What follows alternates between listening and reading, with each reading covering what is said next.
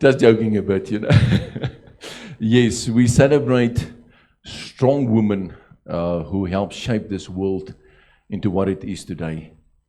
And today, a lot of focus will be on women who made an impact in our lifetime.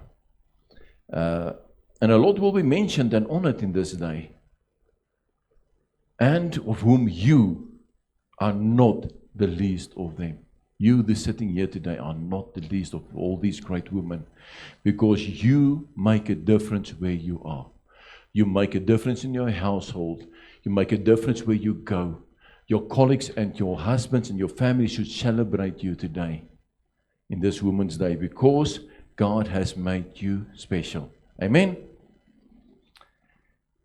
You see, even through biblical times, strong women stood out.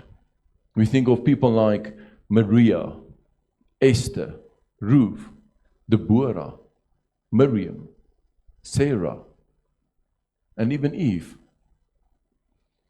So, let's celebrate women in our lives. Yes, give your help a hand. Now that I've said it, I need to get something off my chest. Women, it's all your fault. It's all your fault. You know, we've had it. We have had it made. It was all perfect. We were in paradise. And you had to go and eat the forbidden fruit.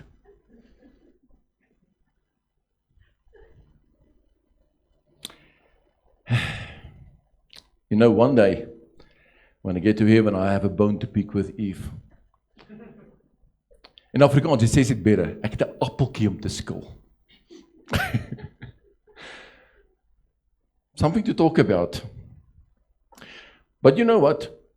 The evidence is clear. It is your fault. Let's read in the Bible. First verse, Genesis 3 verse 6. It says, so when the woman saw that the tree was good for food, it was pleasant to the eyes, and the tree desirable to make one wise, she took of its fruit and ate. See? Your fault.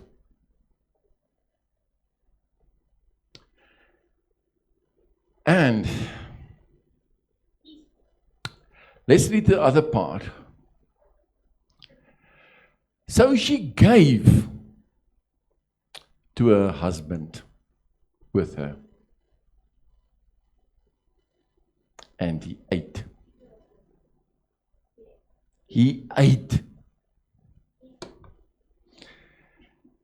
You know what? Men has done some incredible stupid stuff to impress a woman. And that's in like forever. No stopping that. But this is a whole nother level. This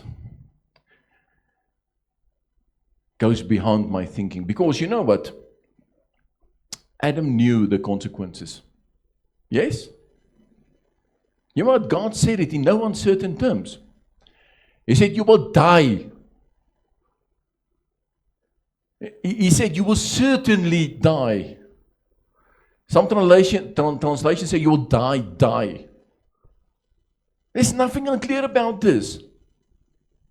And yet, when she offered it to him, he ate. Why?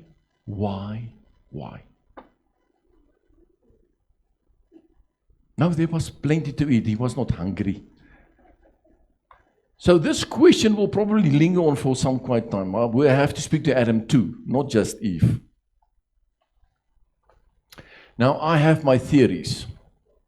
The one is, she ate first, né? And she was still standing.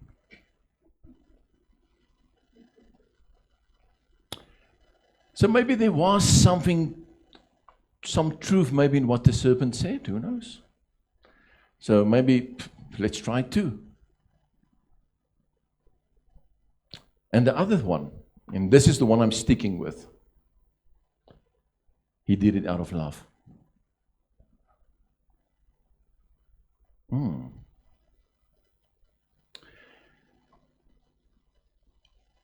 My reasoning for this is God made them for each other. They became one, like God said they would. And half of him was going to surely die. And he didn't think of other possibilities of what God can still do for him. Now, he could have gone and said, woman, you're on your own. Let's see. Maybe he thought, you know what, if she dies, God will probably make me another woman. But if they follow the same trend, I only got so many ribs. There will be nothing left of me.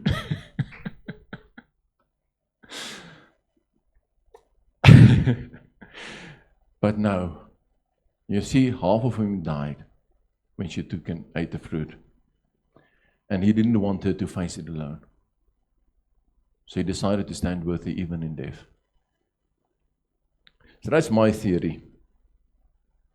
And this theory was actually proven over many years in our history. If a man truly loves his family, he will surely give up his own life to give them a chance to survive and to carry on. Many wars are evident to this. Even in our own country, if you look at the Anglo-Boer War, men offered up themselves to protect their family and to make sure that they have something to carry on with. So that's the ultimate sacrifice, isn't it? But you know what? We are so lucky. God loves us. Did you know that God loves us? You see, from the moment that this happened, God already made a plan for us to be reconciled with Him again.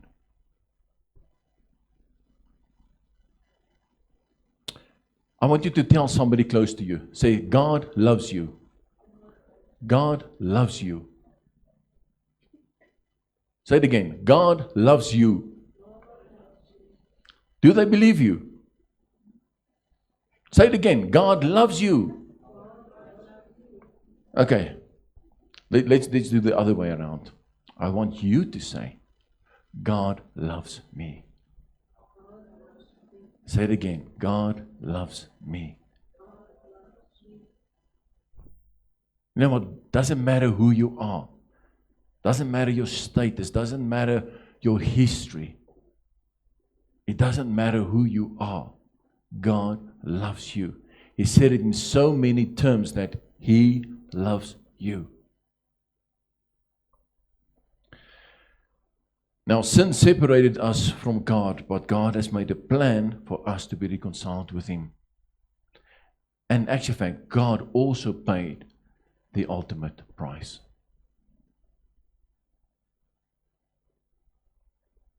Two Corinthians 5, verse 20 and 21. It says, now then, we are ambassadors for Christ. As though God were pleading through us, we implore you on Christ's behalf, be reconciled to God. For He made Him, Jesus, who knew no sin, to be sin for us, that we might become the righteousness of God in Him. And we all know what Jesus did. Jesus died on the cross on my behalf. He had no sin. And yet, He died for me. The interesting thing is, it took over 4,000 years for man to get to a stage where they would crucify an innocent man. No, God prepares everything through the ages, and to come to a place where they would crucify the Christ. It took 4,000 years to get to that. If Christ had come in Abraham's time, Abraham would have embraced him. And there would have been no death. But Christ came in a time where there was so much religion that they did not even recognize him. They were so religious and full of themselves that they missed Christ. John 1 verse 10 to 11 says, He was in the world, and the world was made through him, and the world did not know him. He came to his own, and his own did not receive him.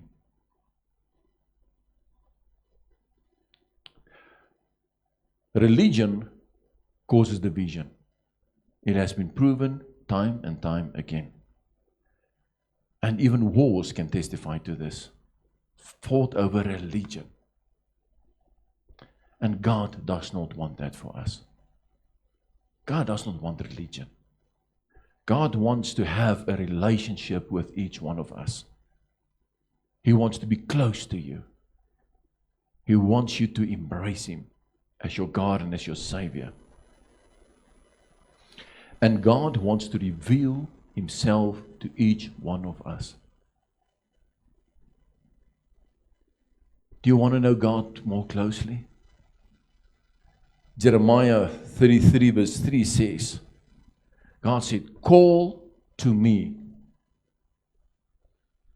and I will answer you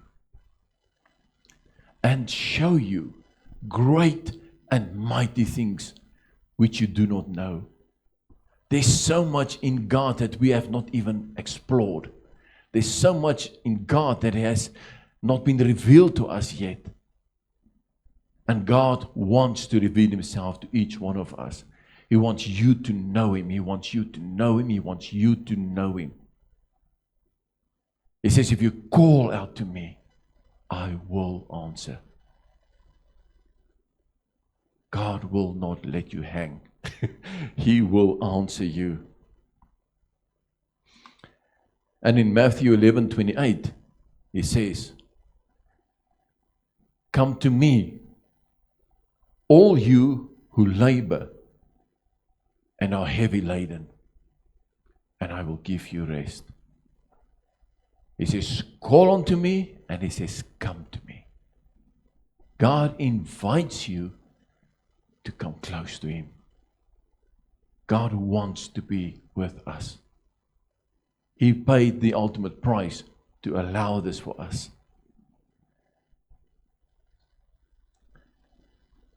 So God did his part, yes? He asks you to take the next step. James 4 verse 8, it says, draw near to God, and he will draw near to you. What it means for me is that I have to take the first step. Like I said, God has already done his part. He has put everything in place for us to choose him. And he says, if you decide to do it, take that step. Call on to me. Come to me. And as you draw near to God, as you just close to him, say, Lord, here I am. Then God is next to you. Then God shows up. If you feel that life is getting too much for you, you call on to God, and he stands next to you. He will not let you go. The Bible says he will not desert me. He is with me. The next part also says, cleanse your hearts, you sinners, and purify your hearts, you're double-minded. It means that if you feel that stuff in your life has happened too much and you do not have the freedom to come to him, he still says, come to me. Because that will cause your hands to be cleaned. Sin will leave you. The things that hold you back will leave you.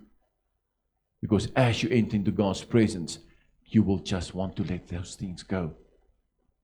And he says, purify your heart, you're double-minded. He says, fix your mind on Him alone. Choose God and do not conform to this world. That means do not make the world or the pleasures that the world offer be your priority. Some people look at this and say, I don't want to give up this or that yet.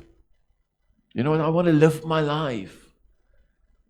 Religion is boring stuff. But you know what? God fulfills all your needs. That emptiness that you feel sometimes, that there's something lacking, it's God. He wants to fill up every part of you. He wants to be part of you. So yes, out of love and for love's sake, God has paid the ultimate price. And He asks you today and say, choose me. I'm here. I want to be part of your life.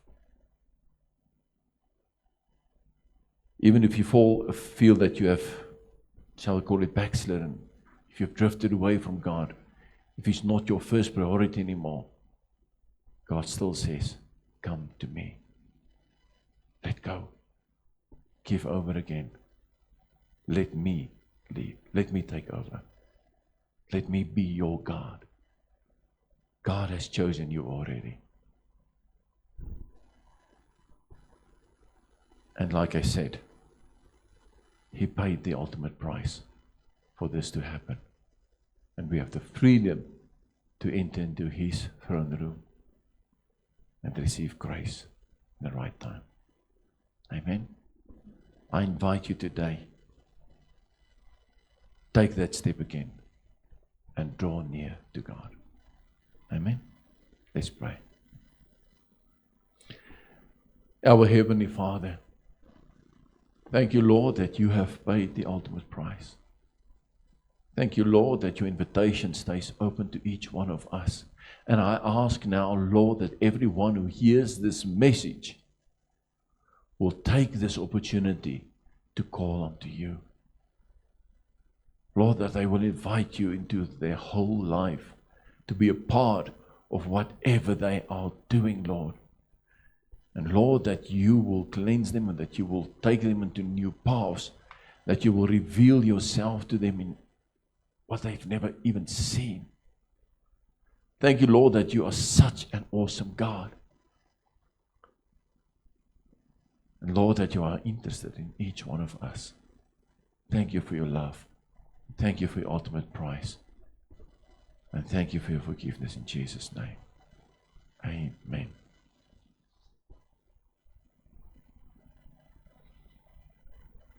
Praise the Lord. That was a good piece of